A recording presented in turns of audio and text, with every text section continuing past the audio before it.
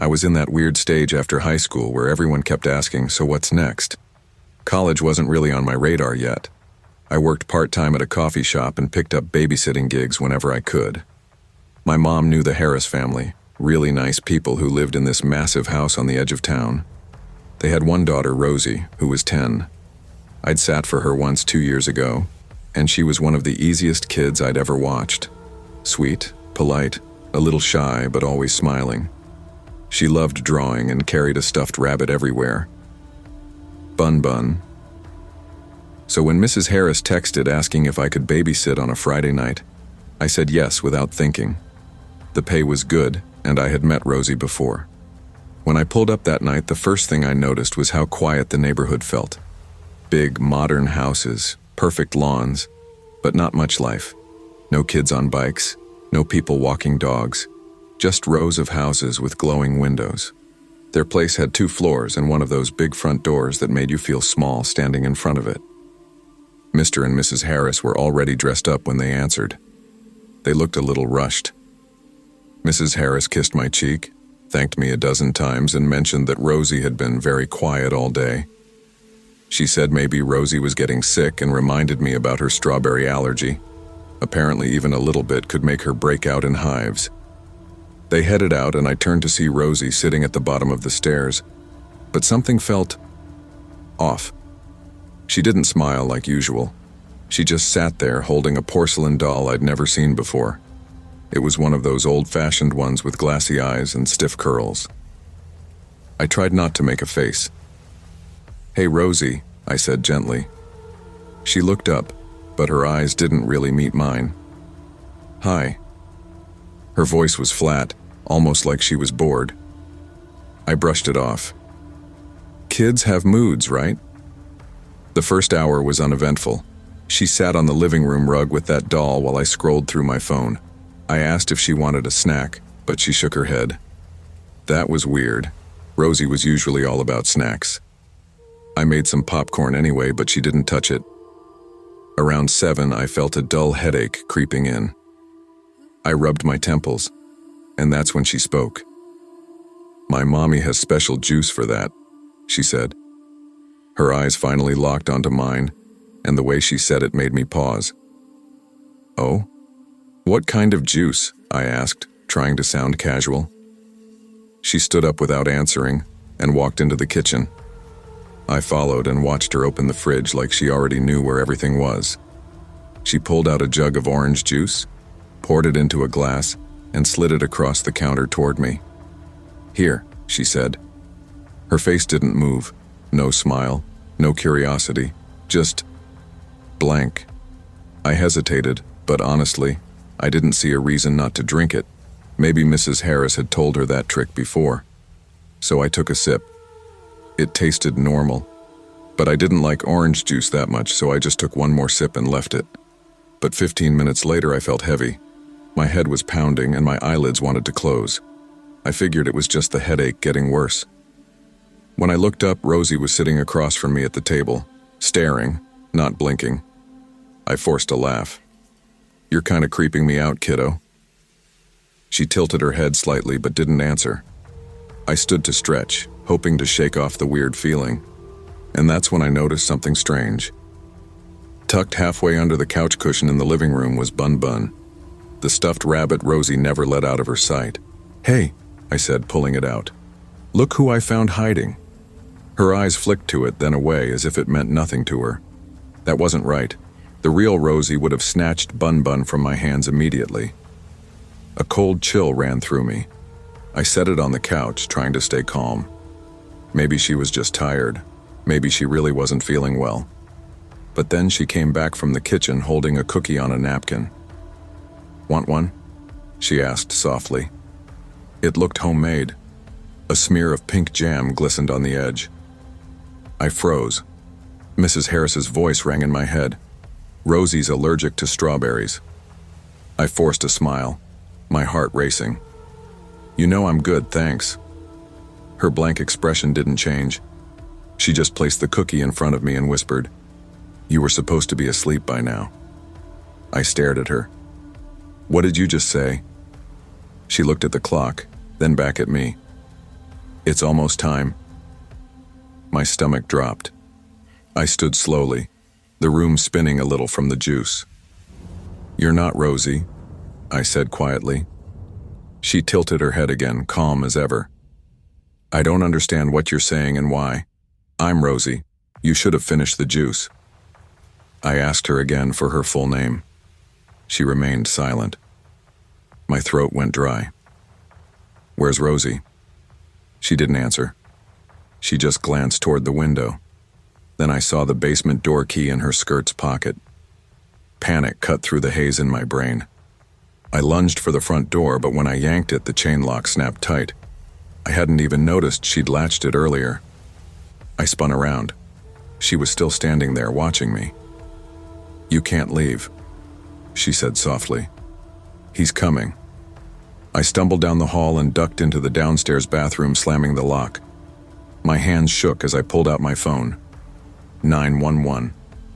The dispatcher answered, but my words came out slurred. I explained about the juice, the girl, the cookie. I gave the address and begged them to hurry. Outside the door, I heard her small footsteps pacing. Then she crouched low and spoke through the crack near the floor. "You ruined it," she whispered. "He said it would be easy." I pressed my back to the wall, tears burning my eyes. The sirens came quicker than I expected. I heard the pounding on the front door and voices shouting. The bathroom door shook as I unlocked it and stumbled out. The police found her sitting calmly on the living room floor, hands folded in her lap. She didn't fight, didn't cry. She just told them her name was Ellie. They searched the house and found Rosie locked in a storage room in the basement, terrified but safe. When she saw me, she clung to Bun Bun and sobbed into my shirt. Ellie barely blinked as they let her out. There should have been relief after this, but it wasn't. The police asked questions for hours. Ellie said a man named Luke told her what to do. She met him at a bus station. He promised her money and a place to stay if she helped. She couldn't describe him well, just tall and dark jacket. No one found him. Because she was under 18, they didn't charge her as an adult. They sent her to some juvenile psychiatric facility. I couldn't stop thinking about her words. "You were supposed to be asleep by now." The way she watched me, calm, expectant. Like I'd ruined not just a plan, but a script she'd been rehearsing. For weeks after, I jumped at every sound. A knock on the door made my chest tighten. Kids at the coffee shop where I worked made me nervous. Their blank stares, their quick smiles. I couldn't look at them without remembering Ellie's vacant eyes. The Harris family moved a few months later. Mrs. Harris texted me once, thanking me again, saying they could never repay me for protecting Rosie. But I never babysat again. Sometimes late at night I picture the strawberry jam on that cookie. Just a little more, and I probably wouldn't have woken up. And the scariest part isn't even that. It's knowing Ellie wasn't the real danger. She was just the bait. The man who sent her is still out there, and maybe he's found another Ellie by now.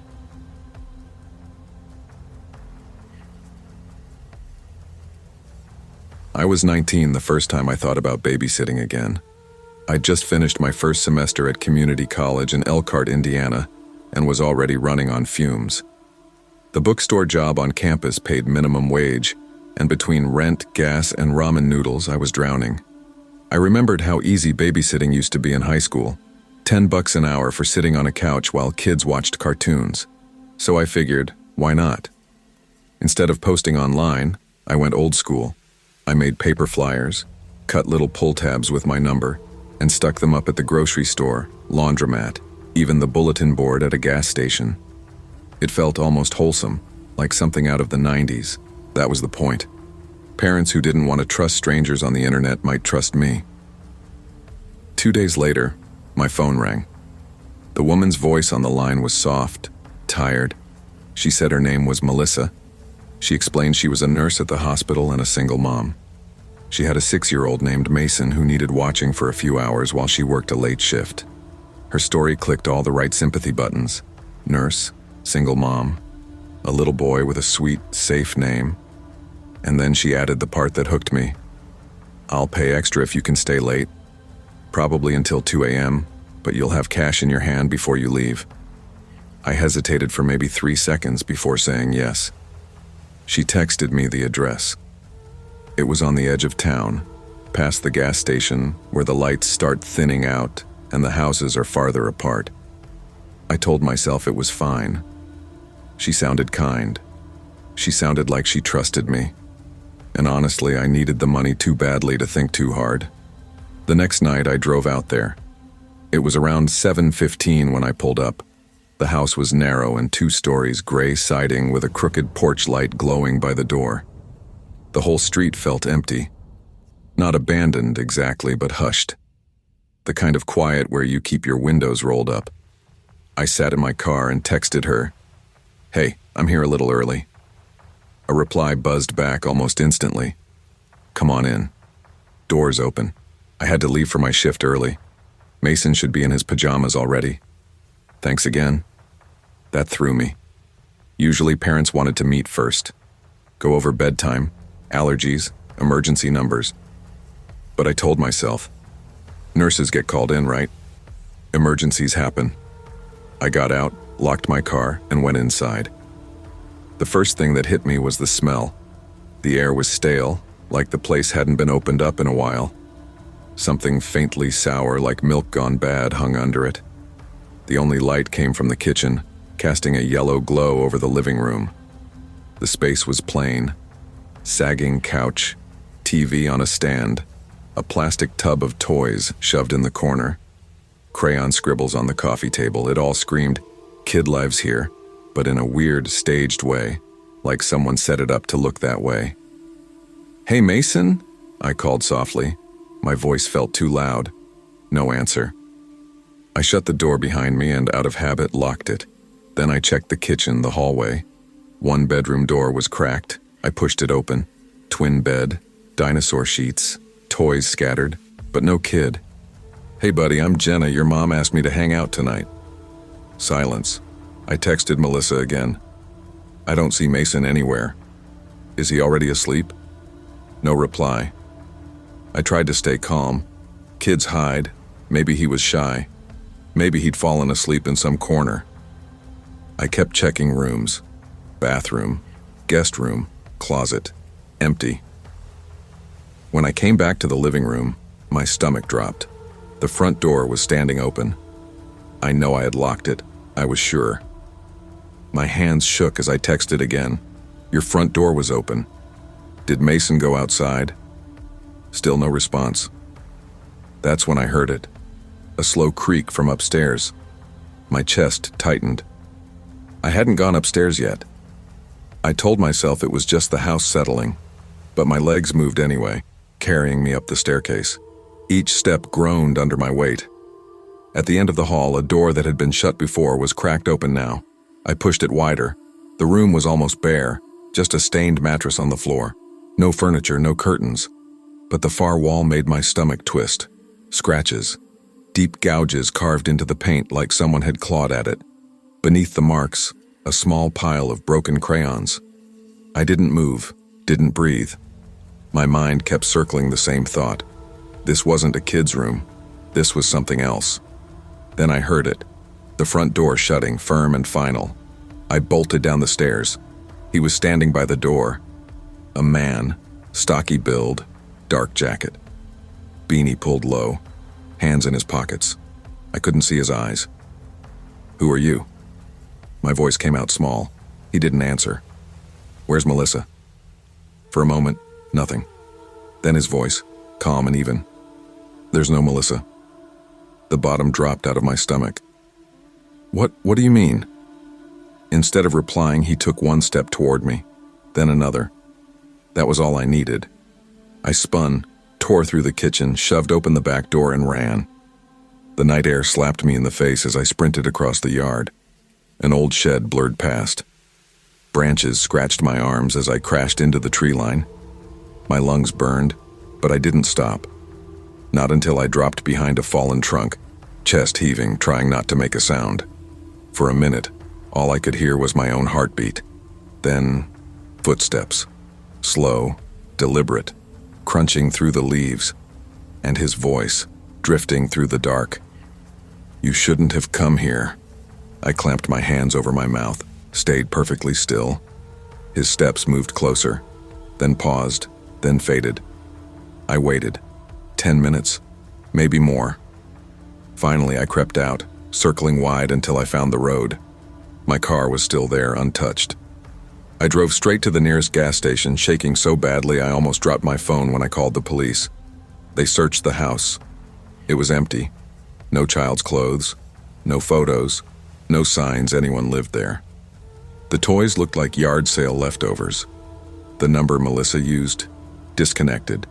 The property, the officer explained, had been foreclosed for months. Nothing ever came of it.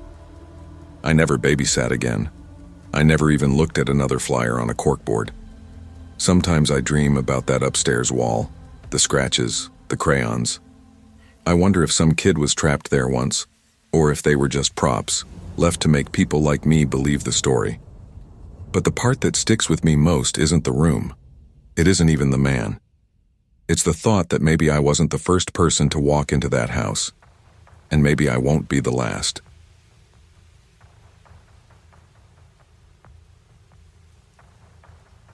I started babysitting when I was 16, mostly to make some quick money and save up for a car. It was easy work, coloring books, board games, and making sure kids didn't burn the house down while their parents were gone. Most of the families in my neighborhood knew me through school or church, so I never really felt nervous about it.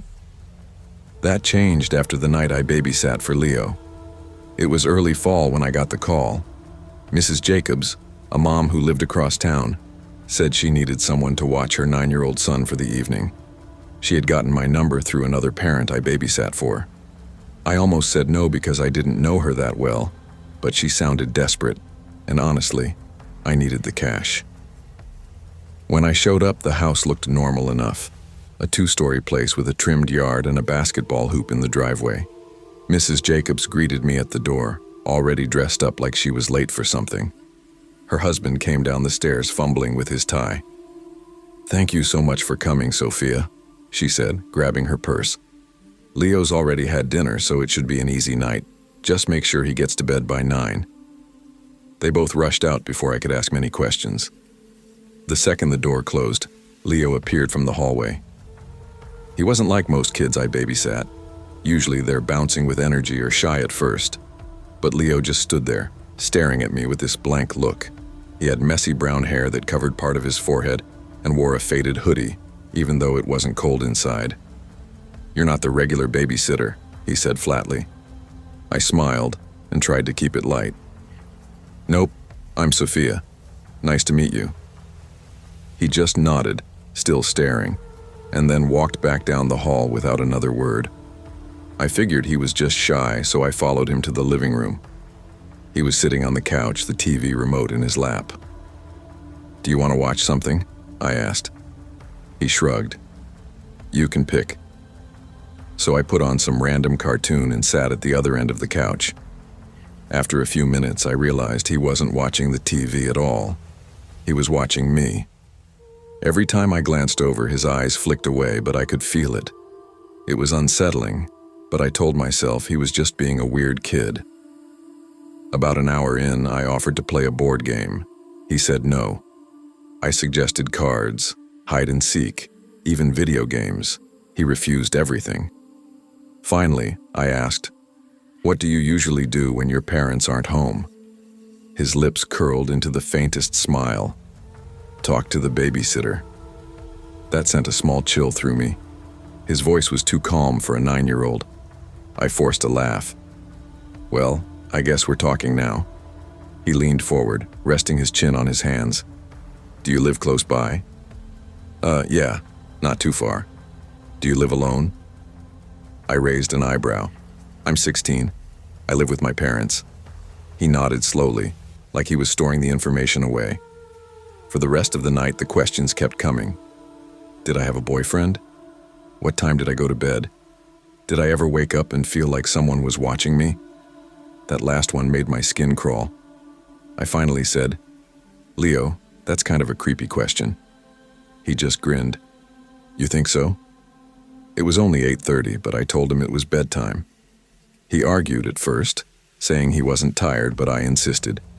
Eventually, he trudged upstairs and I tucked him into bed. "Good night," I said, pulling the blanket up. He stared at me in the dim light and whispered, "You shouldn't have come here." My stomach dropped. "What do you mean?" I asked. He turned on his side, facing the wall. "Nothing. Good night." I walked out of his room, uneasy, but telling myself kids say weird things all the time. Downstairs, I settled on the couch, scrolling on my phone to pass the time. That's when I noticed the house felt too quiet. Then I heard it, a soft creak from upstairs like footsteps. I told myself Leo was probably getting water or going to the bathroom. Still, I crept up the stairs to check. The hallway was dark, but his bedroom door was open now. When I peeked inside, the bed was empty. "Leo?" I whispered. No answer. I checked the bathroom, the other bedrooms, even the closet. Nothing. Panic started building in my chest. Finally, I spotted him standing at the end of the hallway, halfway hidden in the shadows. "Leo, what are you doing out of bed?" I snapped, my voice shaking a little. He tilted his head. "I just wanted to see what you'd do if I wasn't where you left me." I clenched my jaw. "That's not funny. Go back to bed." He smiled again, but didn't argue.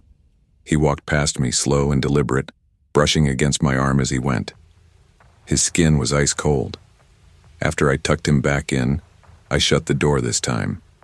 When I got back downstairs, I sat on the couch, hugging a pillow, trying to shake the feeling crawling under my skin. Then my phone buzzed. A text from an unknown number. "You look scared." My heart skipped. I looked around the empty living room, then at the front door, which was locked. Another text. "Don't worry, I like it." I typed back quickly. "Who is this?" No reply. I ran upstairs, burst into Leo's room, and saw him lying there, eyes wide open, staring at the ceiling. His phone was on the nightstand, screen glowing. I snatched it up and checked. The number matched the one that had texted me. My hands shook. "Why are you texting me from your phone?" He slowly turned his head to face me. "Because I wanted to know what you'd say if I wasn't in the room." That was it. I called his mom. No answer. I called again. Still nothing. His dad's number went straight to voicemail. I didn't know what to do. I couldn't just leave. But every second in that house felt wrong. When I went back downstairs, Leo was there again, sitting on the couch this time. I swear I hadn't heard him come down. "You shouldn't tell my parents," he said softly. I swallowed hard. "Why not?" He leaned closer, his voice dropping to a whisper. "Because then I'll have to tell them your secret." My blood went cold. "What secret?" He smiled. "I don't know yet, but I'll find one." Something in his eyes told me he meant it. The rest of the night dragged like a nightmare. I stayed on edge, keeping distance between us, pretending to watch TV while my heart pounded. Leo sat near me the whole time, silent, just watching. When his parents finally came home close to midnight, I bolted for the door. Mrs. Jacobs thanked me, asking how everything went. I forced a smile and said, "Fine," because what was I supposed to say? That her 9-year-old son scared the hell out of me? As I walked down the driveway, I pulled out my phone. Another text from the same number lit up the screen. "I'll see you soon." That was 2 months ago. Since then, I've gotten random texts at night from unknown numbers, sometimes just one word: watching. Sometimes pictures of my street, blurry but unmistakable. I haven't told anyone because I'm not even sure they'd believe me. But every time my phone buzzes after dark, my chest tightens with the same question. What if Leo wasn't joking when he said I shouldn't have come there?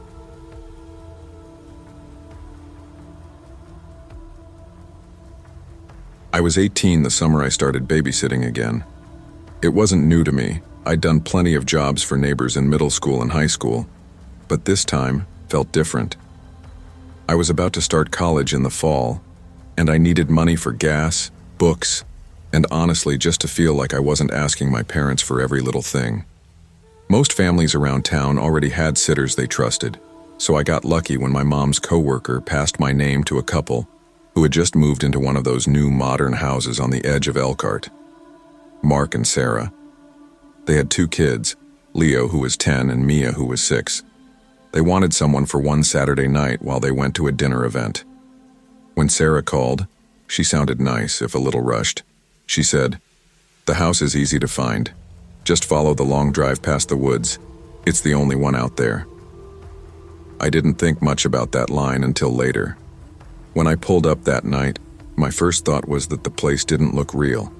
The house sat back from the road, all glass and sharp corners, like the pictures you see on an architecture blog. Floor-to-ceiling windows everywhere, lights glowing inside like a display.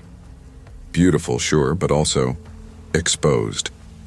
Anyone could stand outside and see everything. Mark and Sarah were dressed up like they belonged in one of those lifestyle magazines. He wore a black suit.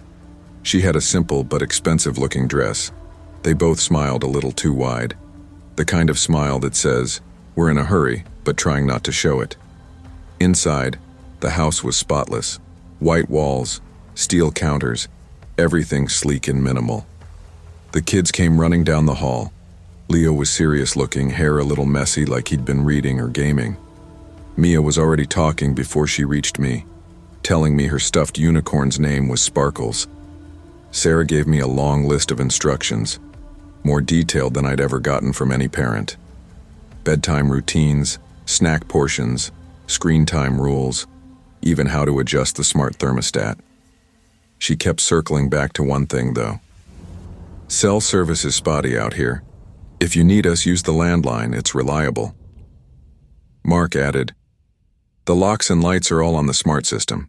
Just use the panel by the door if you need to change anything." I nodded like it was all normal, but the way they said it, like they needed me to memorize it, stuck in my head.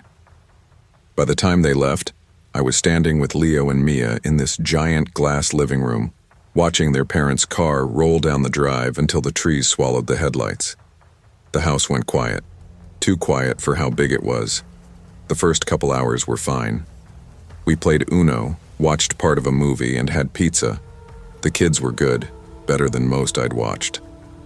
Around 9, I got Mia ready for bed while Leo brushed his teeth. I was tucking her in when I noticed movement through the window across from her bed.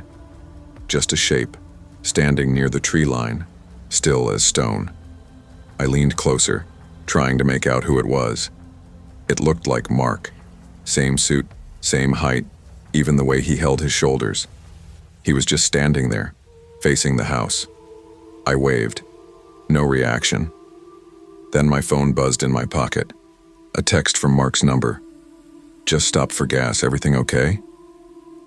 I froze, looked back at the window. The figure was gone. My stomach tightened, but I didn't want to freak out the kids. I kissed Mia's forehead, turned out the light, and went to find Leo. I tried to shake it off, but half an hour later it happened again. I was in the kitchen rinsing dishes when I heard tapping. Sharp, frantic. I turned and saw Sarah at the sliding patio doors, slamming her hand against the glass. Her mouth moved fast, eyes wide with panic. I couldn't hear her, but I could read the words. "Let me in." I was halfway across the room before something stopped me. The landline rang. I grabbed it. "Hello?" "Hi, Lena, it's Sarah, just checking in. We're about an hour away. Kids doing okay?" Her voice was calm, casual. I turned, staring at the patio.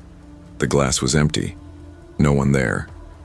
I managed to answer, "Yeah, they're fine," and hung up quick. My hands were shaking so bad I had to grip the counter. I didn't want to scare Leo, but he noticed me pacing. He asked, "Did you see them too?" I froze. "See who?" He lowered his voice. "The copycats. Sometimes they come when Mom and Dad are gone. They look like them, but their faces are stretchy." Hearing that from a 10-year-old made my blood run cold. I told him it was just shadows, but he didn't look convinced. By 10, the house wasn't calm anymore. The smart lights flickered, snapping off and on without me touching the panel. The locks on the doors clicked open, then shut again. At one point, every window lit up with a figure pressed close to the glass. Some looked like Mark, some like Sarah, a few like twisted versions of Leo and Mia, their eyes too wide, mouths stretched wrong, and all of them were saying my name, not yelling, just calmly, over and over. Lena, Lena, Lena. Mia started crying. Leo just stared at the floor like he'd been through this before. I pulled them both into the hallway away from the glass. My heart was racing so hard I thought I'd throw up. Then the landline rang again. I almost didn't answer, but the kids were watching me. Lena, it's Mark. We're in the driveway. Open the door. Hurry. His voice was panicked, desperate. At the same time, my phone buzzed. A text from Mark's number, all jumbled but readable. Don't trust the phone. It can talk. I dropped the receiver like it burned me. The front door handle jiggled. Someone slammed against it, rattling the smart lock. Mia screamed. I hit the panel and locked every door, every window, all at once. The system beeped, lights flickered, then steadied. The banging stopped. We sat in the hallway for what felt like hours. I held both kids, whispering that it was fine, even though I didn't believe it. When the parents' car finally pulled up for real, I didn't move until I saw both of them step inside, talking, laughing, completely normal. No panic, no copies. I didn't tell them what happened. How could I? They paid me in cash, thanked me, said, "Hope the kids weren't too much trouble." I drove home with my chest tight, checking every mirror, every shadow. It's been months, but I still can't relax near windows. Every time my phone rings, I hesitate before answering. Sometimes, late at night, I'll catch my reflection in the glass and swear for half a second it moved before I did. And the worst part? I keep wondering if I brought something back with me.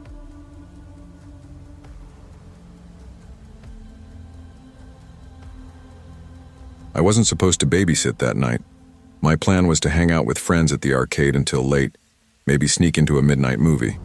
But Emma's parents, the Carsons, called me around 4 p.m. sounding a little stressed. Their usual sitter had canceled at the last minute. "Can you come over tonight just for a few hours?" Mrs. Carson asked. Emma's been restless. She's 10, a smart kid, and I think she just needs someone patient. I hesitated. I'd babysat a few times before, but mostly easy stuff. TV, snacks, board games. Emma was supposed to be quiet. "Sure," I said. I figured it would be simple enough and the money was decent. The Carsons lived in a big house at the end of a quiet suburban street in Maplewood. It had a wide front porch, lots of windows, and a fenced backyard. From the outside, it seemed ordinary, even comforting. But there was something about the way the trees leaned close to the house, shadows stretching over the lawn, that made me pause. I shook it off as me overthinking. Emma answered the door. She was small, thin, with straight blonde hair that framed a sharp, serious face. Her eyes studied me for a moment before she nodded. "You're the sitter," she said. No smile, just that intense stare that made my stomach twist for a second. "Yep, I'm Jake," I said, offering my hand. She didn't take it. "Ready for a quiet evening?" "I guess," she muttered. Then she walked past me into the living room. The house smelled faintly of cleaning spray and cookies, like the Carsons tried to make it cozy. Emma went straight to the couch and started building a complicated tower with wooden blocks. I sat down nearby. "So, what do you want to do tonight?" I asked casually. She paused, looking at me carefully. "Do you think someone could be watching the house?" I blinked. "Watching? Like a neighbor?" "No," she said, her voice calm, matter-of-fact. "Someone from outside. Someone who wants to know what happens in here." I laughed, nervously. "That's a little specific." "No, I don't think so." She smiled faintly, the first expression I'd seen that looked anything like amusement. "Good. I wanted to tell you a story about the man who comes sometimes." I thought it was a joke at first. Kids tell weird stories all the time. But the way she said it, calm, confident, made me pause. She spoke slowly, detailing a man who would watch houses from the streets, trying to learn about the people inside. He didn't break in. He just wanted to know what families did. She added that sometimes he left little things behind like coins or small toys. I forced a smile, playing along. And does he leave gifts often? She nodded seriously. He likes me. I keep them for him. For the first hour, everything seemed normal. We built block towers, played a little tablet game, and had a small snack she prepared herself: apple slices, crackers, and peanut butter. I started to relax, thinking the story was just her overactive imagination. Then the doorbell rang. I froze for a moment, and Emma didn't react at all. "Expecting someone?" I asked. She shook her head. "No." I went to the door and opened it. Nobody there. Just a small coin sitting on the welcome mat. I picked it up, heart thumping. "He leaves gifts," Emma said casually. "See? He likes you." I swallowed hard. Maybe she had planted it herself. Maybe one of the neighbors dropped it. But something about her tone, the way she said it like it was normal, made me uneasy. A little while later, I heard faint tapping from one of the upstairs windows. I got up to check. The window was locked, the screen closed. No wind, no one outside. I stepped back and froze. Then I noticed another coin, this time on the windowsill, inside the house. I looked at Emma. She was still sitting on the couch, building a tower, watching me carefully. "How did you?" I began. She shrugged. "He likes to show you things. You don't need to see him." My stomach twisted. I didn't know if she was joking, lying, or telling the truth. I tried to keep my voice steady. "All right, let's play a game downstairs." As I walked toward the basement, my phone buzzed. A text from an unknown number. "Do you like the gifts?" I froze, staring at the screen. "Emma, who's texting me?" She looked at me with the same calm expression. "That's him. He wanted you to know I'm telling the truth." I shook my head. "Emma, this isn't funny." She didn't answer, just kept stacking blocks. By now, my anxiety was climbing. Every sound, the creak of the floors, the hum of the fridge, the tapping of the wind against the windows, felt magnified. I tried calling her parents. Busy signal. I texted them. No response. I decided to go upstairs and check the bedrooms, thinking I'd make sure she wasn't playing a prank or hiding something. The hallway smelled faintly of lavender. I passed her room and noticed something that made my stomach drop. A small notebook on the floor with pages torn out. I picked it up. The pages had been filled with drawings. People standing outside the house, shadows in the corners, someone peeking through windows, and in tiny letters at the bottom of one page, "Jake." I looked at Emma. She was watching me, expression calm. "I draw things I see," she said. "I keep track." I took a deep breath. "Emma, that's not... Okay, you're scaring me." "I know," she said simply. The rest of the evening was a blur. The lights flickered once, then went out entirely. I grabbed a flashlight and went room to room.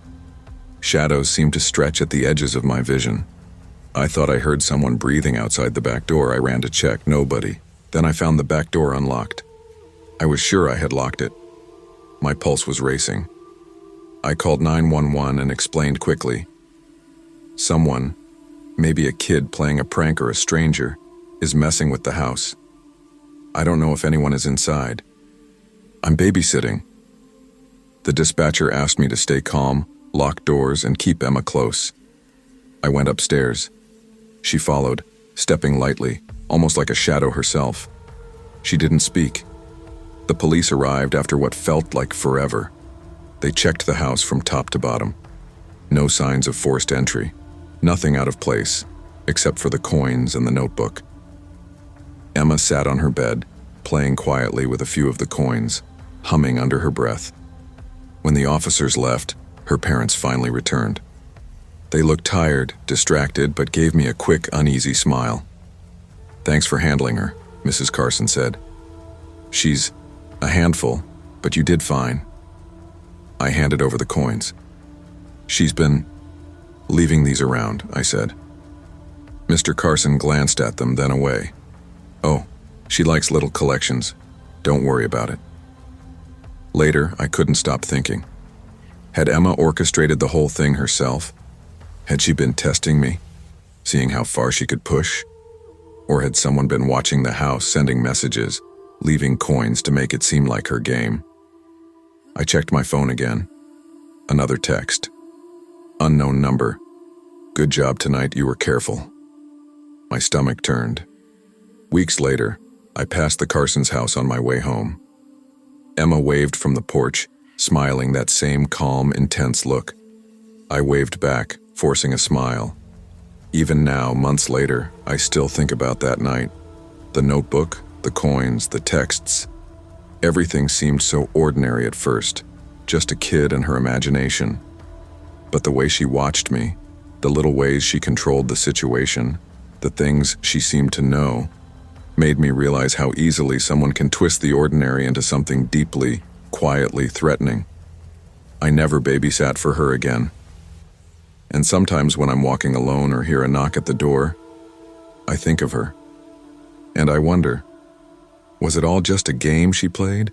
Or was someone else really watching the house and using her to do it?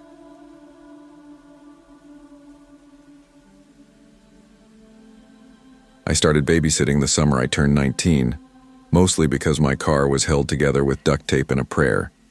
The engine made a sound like a bag of rocks in a blender, and the mechanic said it needed a whole new something or other that cost more than I'd made all last year. So I took any job I could get. I figured watching a couple of kids for a few hours was easy money. I had no idea that some houses, and the families in them, come with rules you don't find on any job listing. That's how I ended up at the Carter farm on a Friday night.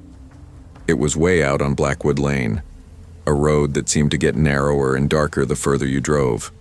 The house was this big old thing made of dark wood, with a porch that wrapped around the front. It looked like it had been there forever, settled deep into the land. In the fading light, I could see strange, worn-down symbols carved into the fence posts. They looked like kids' drawings, but old. Really old. Mr. Carter, Ben, answered the door before I could even knock. He was a big guy with a serious face, already holding his car keys. "You must be Caleb. Come on in, we're running late." The inside of the house felt just as old as the outside. The floorboards creaked under my feet, and the air smelled like wood smoke and something else, something earthy.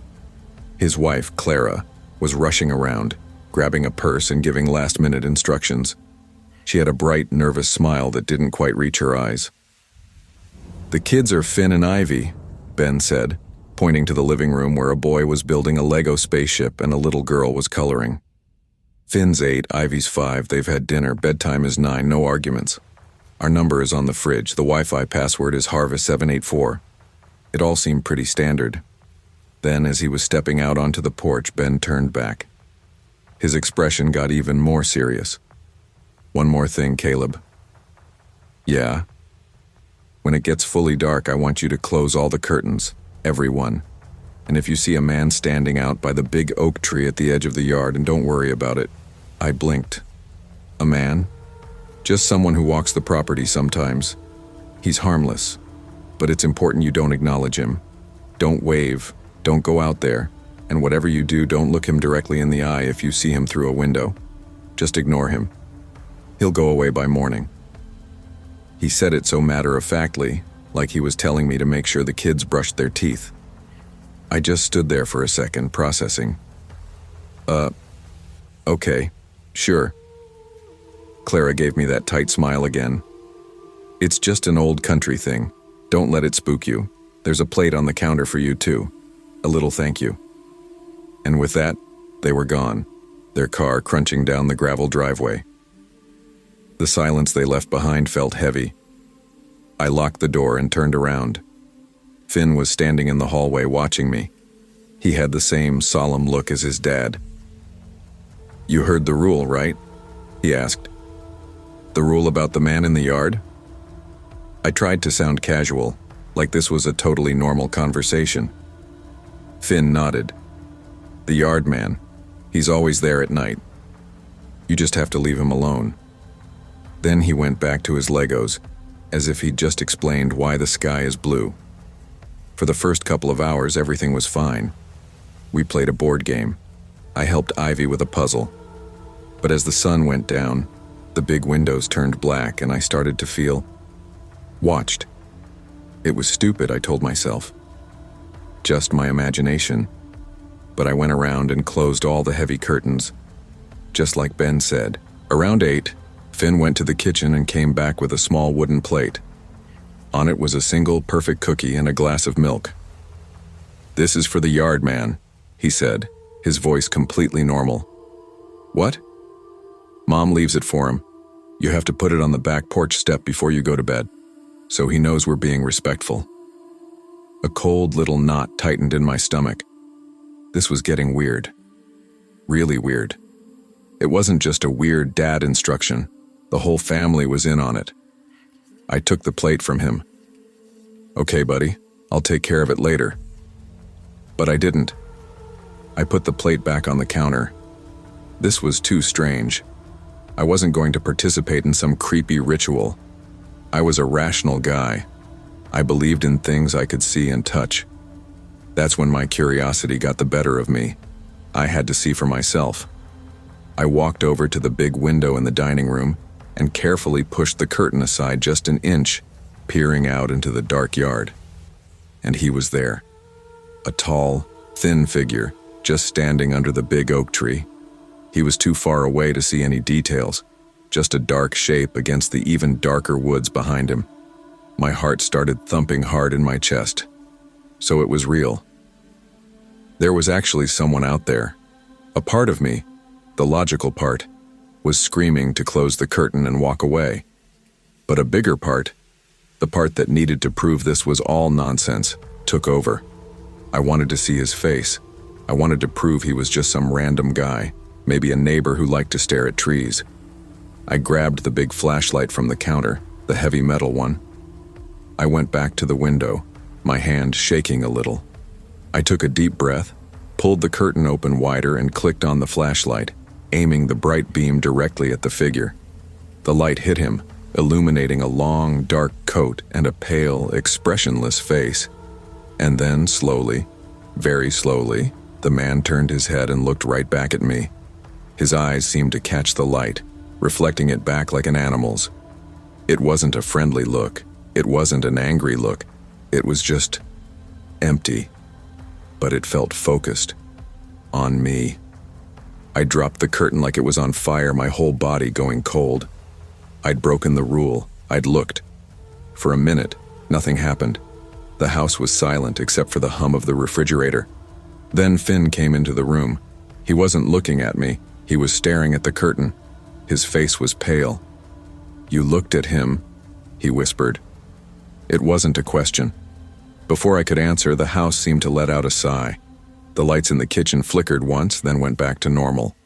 A sudden chill swept through the room, making the hairs on my arms stand up.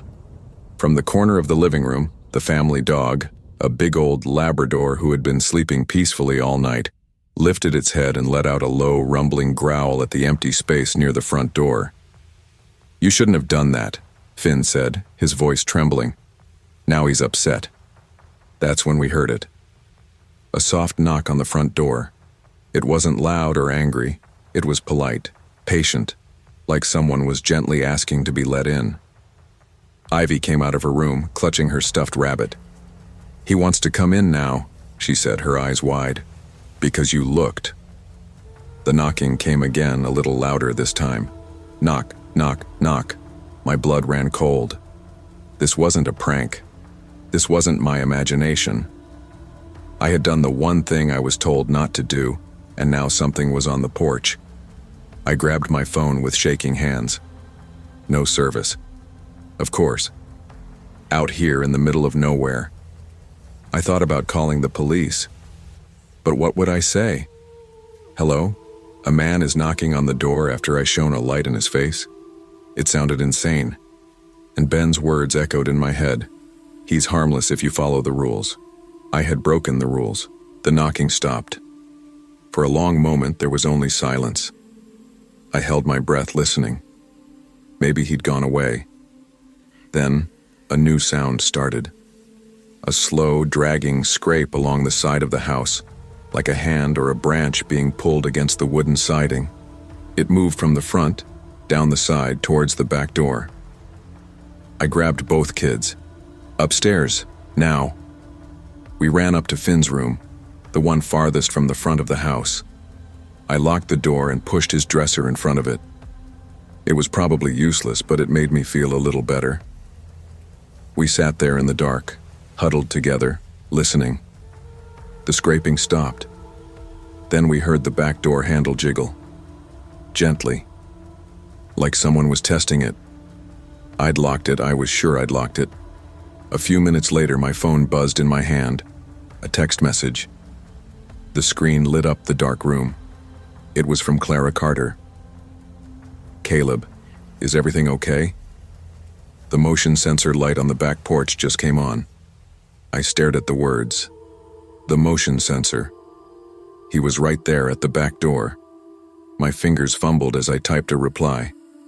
There's a man here. He's trying to get in. Her response was immediate. What did you do, Caleb? The question felt like a punch to the gut. She didn't ask who it was. She asked what I had done. I shined a light at him. I typed back, my hands shaking so badly I could barely hit the letters. There was a long pause. The only sound was Ivy's quiet sniffles. Then 3 dots appeared, blinking. Her message came through. Put the offering on the porch. Now. Maybe it's not too late. The knocking started again, this time on the back door. It was louder, more insistent. I looked at the 2 terrified kids clinging to me. I had no choice. I had to play along with their crazy ritual. I slowly moved the dresser, unlocked the door, and crept downstairs alone. The house was freezing now. I grabbed the plate with the cookie and milk from the counter. My heart was hammering against my ribs. I unlocked the back door, my breath fogging in the cold air. I didn't look out. I just shoved the plate onto the porch step, slammed the door shut and locked it again, leaning against it, my legs feeling like jelly. The knocking stopped. I waited, listening. Nothing. I crept to the window and dared to peek through the curtain. The plate was there on the step, the glass of milk beside it. The yard was empty. The man was gone. The Carters got home an hour later. They didn't ask any questions. Ben just walked straight to the back door, looked out, and nodded to himself when he saw the empty plate. Clara hurried the kids to bed without a word to me. As I was leaving, Ben stopped me at the door. He handed me my cash, his face unreadable. "You'll know for next time," he said. There wasn't going to be a next time. I never went back. I drove home in the dark, jumping at every shadow. I still think about that night. I never found out who the yard man was, a homeless person, a mentally ill neighbor the family had some strange understanding with, or something else entirely. But the worst part, the part that keeps me up sometimes, isn't the man himself. It's the Carters. It's the fact that a whole family, a normal-seeming family, lives with that. They've made their peace with it. They have rules and offerings, and they just go on with their lives, knowing that something walks their property at night. They knew what would happen if I broke the rule, and they still left me there. That's the real horror. It's not the monster outside. It's the quiet, everyday agreement that keeps the monster calm. And I still don't know what the price of that agreement really is.